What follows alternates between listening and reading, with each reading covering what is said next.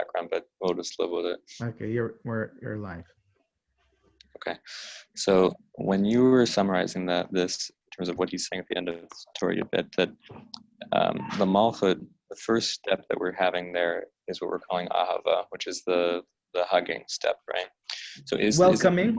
Before you hug someone, you have to welcome. You have to open your arms. Is that welcoming step then? Okay, so thanks for that first. And then is that identical to the Malchut step? And then like the hugging is then beyond the welcoming. That's where we're bringing it to Tiferet and Chagat. That's what's happening at that step. Is the Malchut step the welcoming step? First point. No, what do you mean the Malchut step? The Malchut step is recognizing. Well, I think what you're saying is what you're referring to. The first step is recognizing that there is no bad, there is no evil, there's nothing that I need to be resisting at any time. Okay, because in each and every moment, in each and every detail of my experience, and every point of space and time, there's nothing but the Ribono Shel Olam. And that's what the Baal Shem Tov always spoke about. Baal Shem Tov said this over and over, and you see it across all of his Talmidim, always in different, maybe they say it in different ways, right?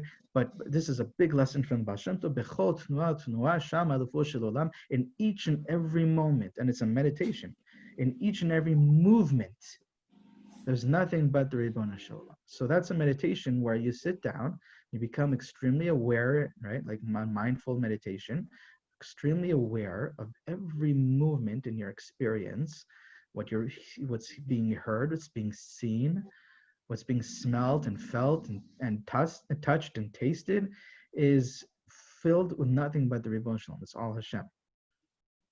Okay, and so that's the first point. The first point is recognizing that you need not resist because it's nothing but good. There's no evil, there's no bad. And once you're okay with that, then you can welcome it. And welcoming it is bringing the Malchut up to the Chesed, bringing the Malchut up to the Chagat, right? The middle Sfirot. You're opening up your arms, you're welcoming it, you're present. And now, not only are you present, you're actually at peace and at one with it, experiencing love towards it. And that's the Chesed stage. And then when you sit in that for a little while, you can actually start to feel an energy of joy filling your heart. It comes from beyond that concealment. And it fills up your heart. Whatever was being blocked before is now coming back. And then, when you sit in that joy for a little while, then you can come up to the place of blessings where the Malchut is blessed. Not only are you welcoming and loving and experiencing joy from the Malchut in this experience, but the light of that Malchut is now being blessed, is now being the light, the godliness within that concealment is now kind of like the bride is being adorned before the wedding. Okay, now she's being blessed with abundance, and she's being beautified, and she's being built up from this Chachma consciousness, and that's where the kissing happens, and that's when the unification happens. When she's now beautiful, she's being returned to her state of perfection. And so that's the unification between the spirit of the tzaddik and the malchut, between you and the oral Torah. So those are the three stages.